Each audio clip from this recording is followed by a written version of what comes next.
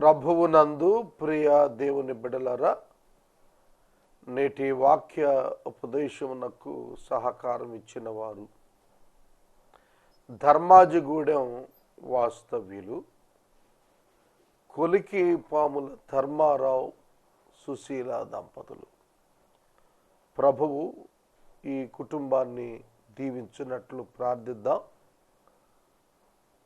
ఈ కుటుంబం ఈ మాసం 2 ఎపిసోడ్స్కు సహకారం ఇచ్చారు. ప్రభువు ఈ కుటుంబాలను ఆశీర్వదించాలని అడుగుదాం. ఎపిసోడ్ సహకారులు ఈ మాసం అంతం వరకు కావాలి, ప్రార్థించమని మనవి చేస్తున్నాను. ప్రార్థన చేసుకుని కొన్ని ఆత్మీయ సత్యాలు 3వ అధ్యాయంలో నుండి తెలుసుకుందాం. మమ్మను మిక్కిలిగా ప్రేమిస్తోన్న మా ప్రియ పరలోకపు తండ్రి, మీ పరిశుద్ధ గణనామమునకు వందనములు. పరిశుద్ధాత్ముని సహాయంతో వాక్యాన్ని నేర్చుకోవాలని ప్రార్థిస్తున్నాం ప్రభు. పరలోకపు మర్మాలను తెలియచేయగలిగిన వాడువు నీవే అని దానియేలు భక్తుడు చెప్పాడు. ఈ వాక్యములోని మర్మములు మాకు బోధించండి ప్రభు. మానవ మాతృలము, మీ కనికరం కోరుతున్నాము. ఎపిసోడ్ సహకారం ఇచ్చిన మీ దాసులు ధర్మారావు గారు, సుశీల గారులను మీరు ఆశీర్వదించమని ప్రార్థిస్తున్నాను. మీ దాసురాలకి పరిపూర్ణ ఆరోగ్యాన్ని ప్రసాదించండి, సంతానమును ఇవ్వండి ప్రభు. మీ దాసుని యొక్క ఉద్యోగ ధర్మాల్లో ఇరువురికి సహాయం చేయండి. మీ చేతికి ఈ కుటుంబాన్ని సమర్పిస్తున్నాము. అటువలనే మా ప్రేక్షకులను ఆశీర్వదించండి. నజరేయుడైన యేసు నామమున ప్రార్థన చేస్తున్నాము తండ్రి, ఆమెన్. ప్రభువునందు ప్రియ దేవుని బిడ్డలారా, దయచేసి మీ పరిశుద్ధ బైబిల్ గ్రంథాన్ని తెరవండి. మత్తయి సువార్త 3వ అధ్యాయము మీ ఎదుట ఉంచుకోండి. 3వ అధ్యాయాన్ని మనం 4 దినాలుగా ధ్యానం చేస్తున్నాము. చాలా విలువైనటువంటి సమాచారం సిద్ధాంతపరంగా ఇందులో ఉంది. దేవుడు తన తీర్పును గూర్చి ఇశ్రాయేలీయులకు బాప్తిస్మమిచ్చు యోహాను ద్వారా తెలియపరిచాడు. చేట ఆయన చేతిలో ఉన్నది. వ్యవసాయం తెలిసిన వాళ్లకు ఈ దృశ్యం తెలుస్తుంది. ధాన్యాన్ని కళ్ళలో తొక్కిన తరువాత, థ్రెషింగ్ అయిన తరువాత, ఇప్పుడు దినాలంటే మిషన్స్ వచ్చాయి. ఆ రోజుల్లో గాలి అభిముఖంగా, గాలి వీస్తున్న దిక్కు అభిముఖంగా రైతు నిలవబడి, లేకపోతే స్త్రీలు నిలవబడి ధాన్యాన్ని గాలిలో నుండి కింద కుదురుతారు. గాలికి పొట్టు వెనక్కి పోతుంది, గింజలు కింద పడతాయి. చేట ఆయన చేతిలో ఉంది అంటే అర్థం ఏమిటి? గింజలను పొట్టును వేరు చేస్తాడు ఆయన అని. మొదటి కీర్తనలో కీర్తనాకారుడు భక్తిహీనులను గురించి మాట్లాడుతున్నప్పుడు గాలి చెదరగొట్టు పొట్టు వలె ఉన్నారు అన్నాడు. గాలి చెదరగొట్టు పొట్టు వలె ఉంది, న్యాయ విమర్శలో నిలబడని వారు అన్నాడు. అట్టివారు న్యాయ విమర్శలో నిలబడరు అన్నాడు. ఈ దినం ఉదయాన్నే నేను లేచిన వెంటనే మొట్టమొదట నా హృదయంలో నేను ఆలోచించిన తొలి సన్నివేశం గాడ్స్ జడ్జిమెంట్. కృప లేకపోతే where can I stand? It is the question in my mind. కృప దేవుడు ఇవ్వకపోతే on my own merit, if God judges me on my own merit, దేవుడు నన్ను నా క్రియల మీద గనక తీర్పు తీరిస్తే వేర్ కెన్ ఐ స్టాండ్? నేను ఎక్కడ నిలబడతాను? I can't stand. నేను నిలబడలేను. ఆయన కృప నన్ను ఆయన ఎదుట నిలవబెట్టవలసినదే తప్ప నా వ్యక్తిగత పరిశ్రమ వలన, నా వ్యక్తిగత ధర్మశాస్త్ర అనుసరణ వలన నీతిమంతుడిగా నేను దేవుని ఎదుట నిలబడలేనని ఆలోచన చేసినాను. నా మట్టుకు నేను అనేక సందర్భాల్లో వాక్యము యొక్క నెరవేర్పు నా జీవితంలో పరీక్షించుకున్నాను. మీకు కూడా నేను అదే సలహా ఇస్తున్నాను. Check your heart according to the scripture. ఒక గది ఓడవాలంటే చీపిరి, ఒక గది ఓడవాలంటే శుభ్రం చేయాలంటే చీపిరి, ఒక హృదయం శుభ్రం కావాలంటే వాక్యం. వాక్యము లేనిదే మన హృదయము శుభ్రం కాదు. ఆయన చేతిలో చేట ఉన్నది అనగా ఆయన తేర్పరి. ఆయనే నీతిమంతులను అవినీతిమంతులను వేరు చేయగల సామర్థ్యం గలవాడు. No one can judge except Jesus Christ. That is the message from John the Baptist. అది వర్తమానం యోహాను ఇచ్చింది. అపోస్తలుల కార్యములు 17వ అధ్యాయం 30వ వచనంలో,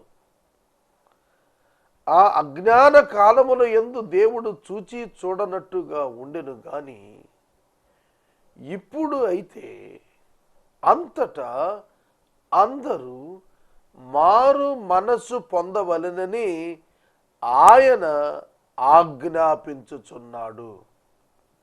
ఏలయనగా ఒక మనుషుని ద్వారా తీర్పు తీర్చేటి దినము ఆయన నియమించి ఉన్నాడు.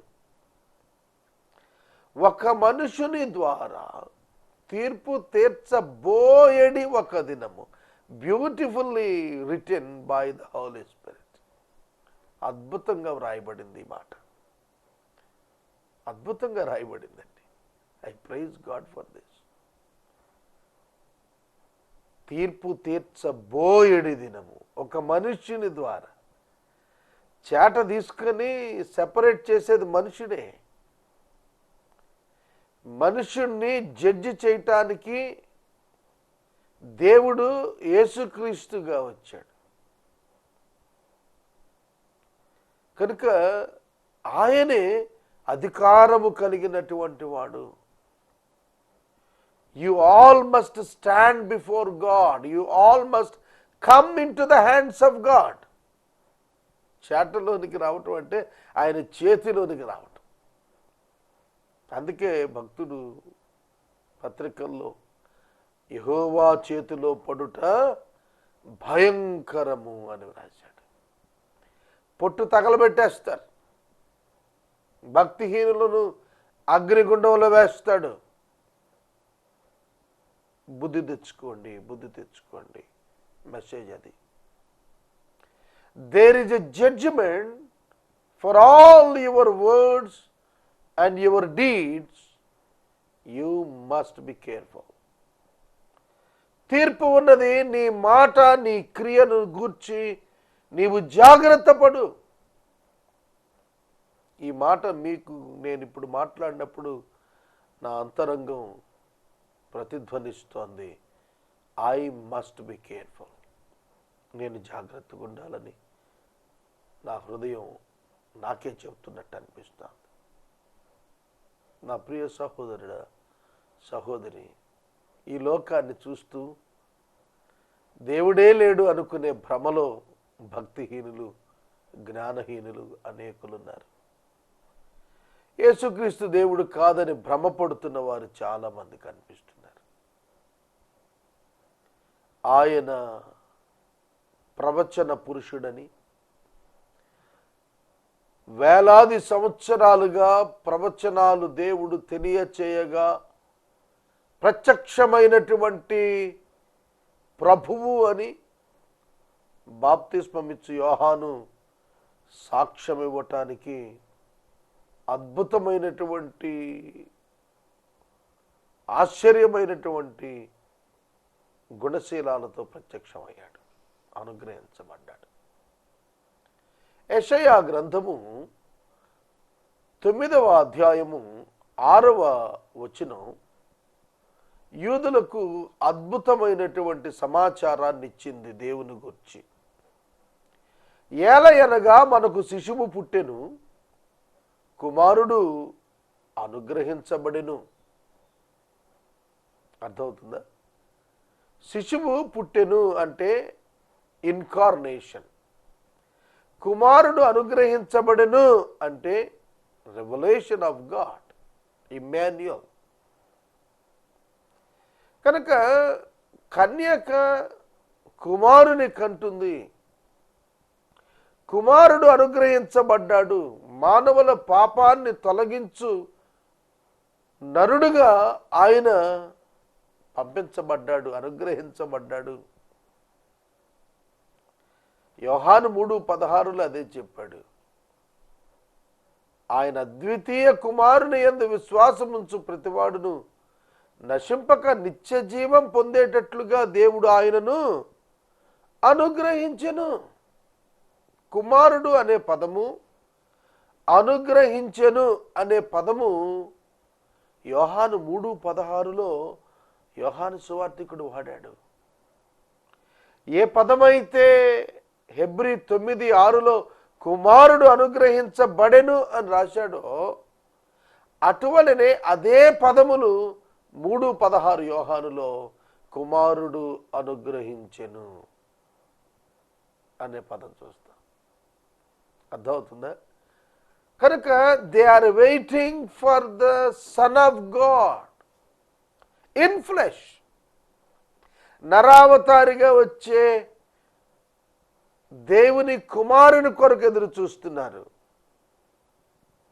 దేవుని నుండి వచ్చు ఒక నరుని కొరకు చూస్తున్నారు. ఓల్డ్ టెస్టిమెంట్లో నేను ఎంత ధన్యుడిగా భావిస్తానో తెలుసా మీకు? తెలుగు ప్రజల్లో ఎవరికైనా తెలుసో లేదో అంతటి భాగ్యం ఓల్డ్ టెస్టిమెంట్లో క్రీస్తును విస్తృతంగా చూచే కృప దేవుడు నాకు ఇచ్చాడు.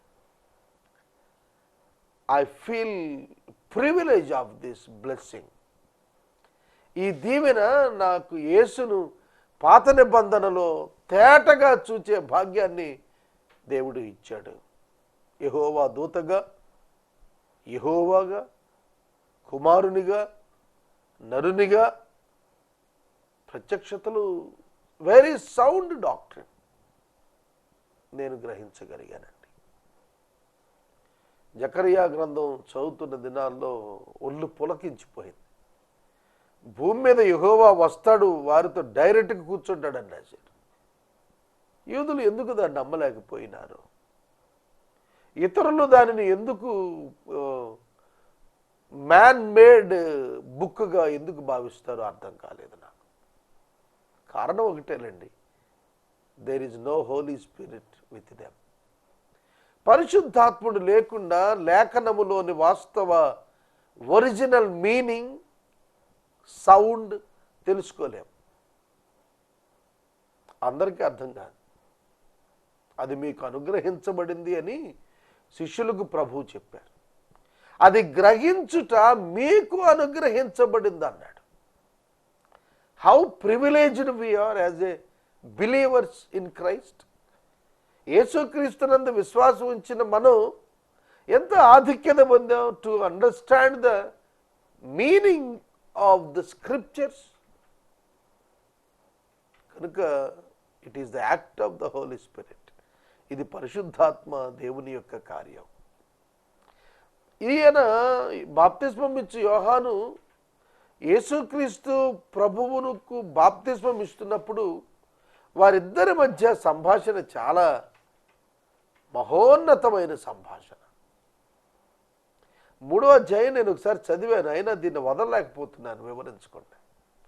ఆ మహోన్నత సంభాషణలో ఆయనను పరిచయం చేసిన ప్రథమ వాక్కులు, నా వెనక వచ్చువాడు నాకంటే శక్తిమంతుడు. ఆయన సమీపంగానే ఉన్నాడు. చాలా ఆశ్చర్యం కదా, ఆయన సమీపంగా ఉన్నాడు, నా వెనుక వస్తున్నవాడు నాకంటే శక్తిమంతుడు.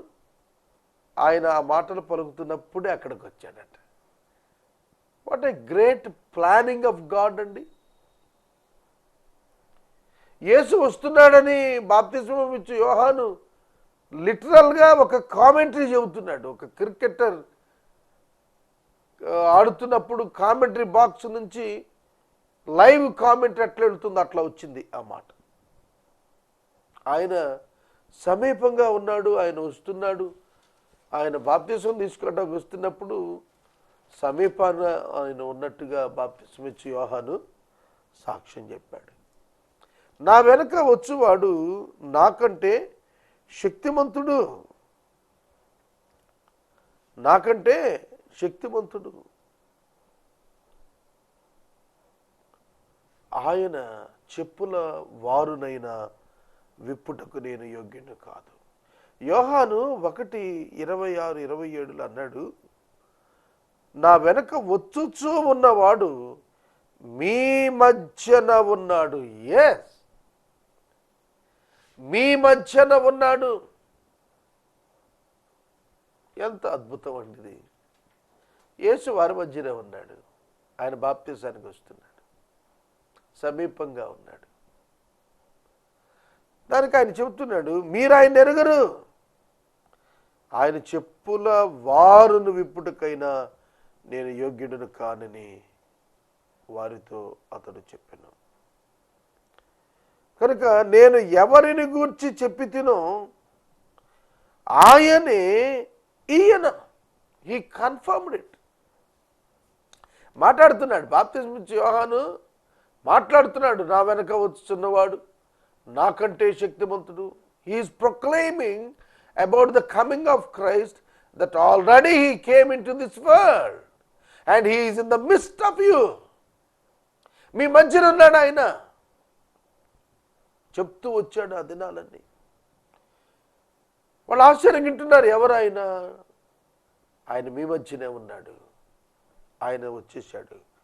ఆయన అన్నమాట ఏంటి, నా వెనుక ఒక మనుషుడు వస్తున్నాడు, ఆయన నాకంటే ప్రముఖుడు గనుక నాకంటే ముందటి వాడు అయ్యాడు. నాకంటే ఘనుడు, నాకంటే శక్తిమంతుడు, నాకంటే ప్రముఖుడు, నాకంటే ముందటి వాడు.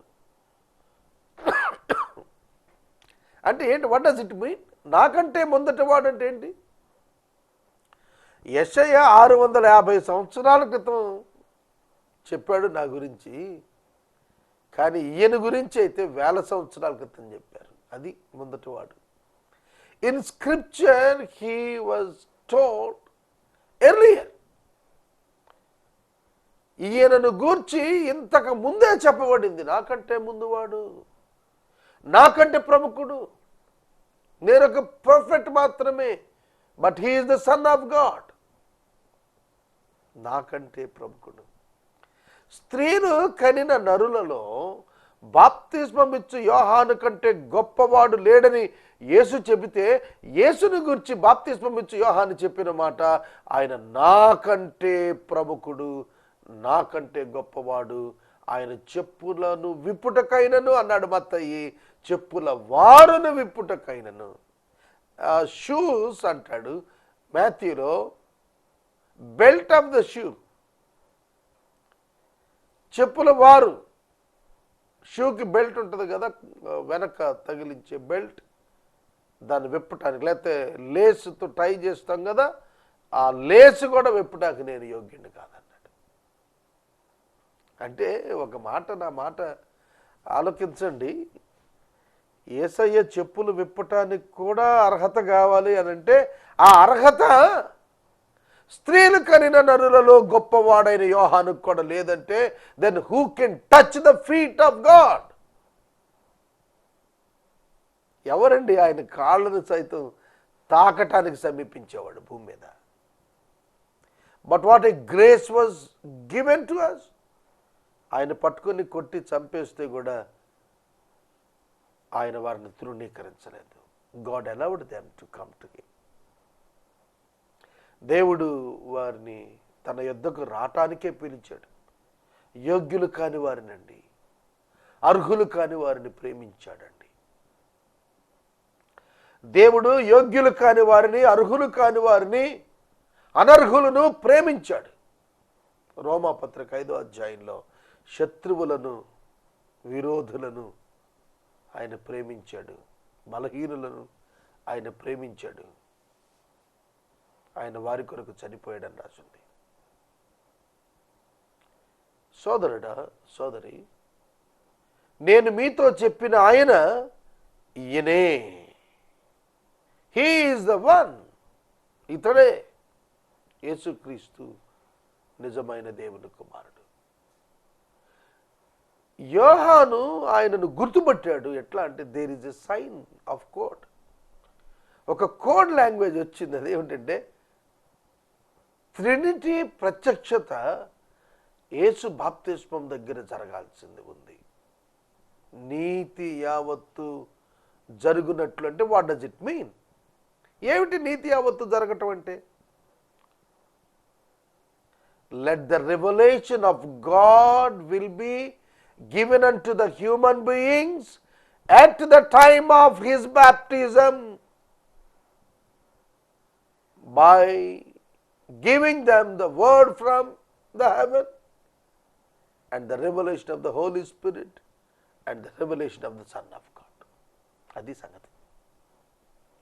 అక్కడ ఉన్న లోకములో ఉన్న ప్రజలకు ఇప్పటికీ అప్పటి నుండి ఎప్పటికీ కూడా పరలోకములో ఉన్న దేవుని యొక్క స్వరము, ఆయన యొక్క పరిశుద్ధాత్మని యొక్క భౌతిక ప్రత్యక్షత శరీరాకారముగా పావురంగా ఆయన కుమారుడిగా, ఆయన నరావతారిగా నిలుచుట, this incident indicates the plan of God for human beings. ఈ సన్నివేశం దేవుని ప్రణాళికను నెరవేర్చి ఆయన నీతిని నెరవేర్చి చూపించింది వారి మధ్య. God's righteousness fulfilled, his justice and his love performed. ప్రేమ, న్యాయము, మిళితమైన నీతి వారి ఎదుటే శరీరధారిగా నిలిచి ఉన్నాడనేటువంటిది తండ్రి, కుమార, పరిశుద్ధాత్ముడు ఆయన యందు శరీరమందు నివసిస్తున్నారనేది ఆ జనాంగానికి తెలియటం దేవుని నీతి. God revealed his righteousness there. నీతి యావత్తూ నెరవేరునట్లు ఇప్పటికీ ఇలాగు కానిమ్ము, ఇప్పటికీ ఇలాగు కానిమ్ము.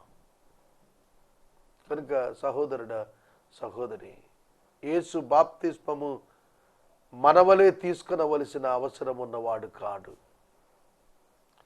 మనం బాప్తిస్మం తీసుకుని విశ్వాసము ఉంచామని ప్రజలకు ప్రకటించాలి. ఆయన బాప్తిస్మం తీసుకోకపోయినా ప్రకటించగలడు. కానీ బాప్తిస్మం తీసుకొని ఆయన రుజువు చేశాడు. ఏమిటంటే he is the man of God, he is the Son of God.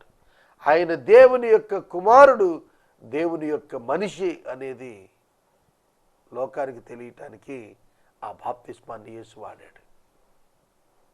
It is the instruction from above for you and me. అది నీతి నెరవేర్చడం అంటే. నీతి నెరవేరుట అనగా దైవ చిత్తము చేయుటకు దేవుడు ఆజ్ఞాపించగా, యోహాను నీవు బాప్తిస్మం ఇవ్వాల్సిందే, నేను తీసుకోవాల్సిందే, ఈ ప్రజల ఎదుట దైవ త్రిత్వ ప్రత్యక్షత రావాల్సిందే. It is the order of God. ఇది దేవుని క్రమము. It is the command of God. ఇది దేవుని ఆజ్ఞ. Let us fulfill the commandment of God and fulfill the righteousness of God. That is the story. Excellent కదా, వండర్ఫుల్ కదా, అద్భుతంగా లేదు? అవును. పరలోకమందున్న దేవుడు మర్మములను బయలుపరచువాడు. సహోదరుడా, సహోదరి, ఇంకొక మాట నేను చెప్పి ముగిస్తాను. పరలోకము నుండి వచ్చిన శబ్దము ఏమని చెప్పినది? ఈయన నా ప్రియకుమారుడు అనలా. ఈయనే యాత్ర ఉంది, నే పైన యాత్రమే. మనకు ఏ అనే మాట కనిపిస్తుంది, యాత్రం. ఈయనే నా ప్రియకుమారుడు. He is the only one, begotten son అన్నారు. యేసుక్రీస్తు ప్రభువుని గురించి మై బిలౌడ్ బిగాటెన్ సన్. యోహాను 1:17 చెప్తాడు, 18 ఆయన అద్వితీయ కుమారుడు, ఆయన రొమ్మున ఆనుకొని ఉన్న ఆయన అద్వితీయ కుమారుడే. కుమారుడు కూడా కాదు, కుమారుడే ఆయనను బయలుపరిచెను. కనుక if any revelation about God given unto the humanity is nothing but Jesus Christ.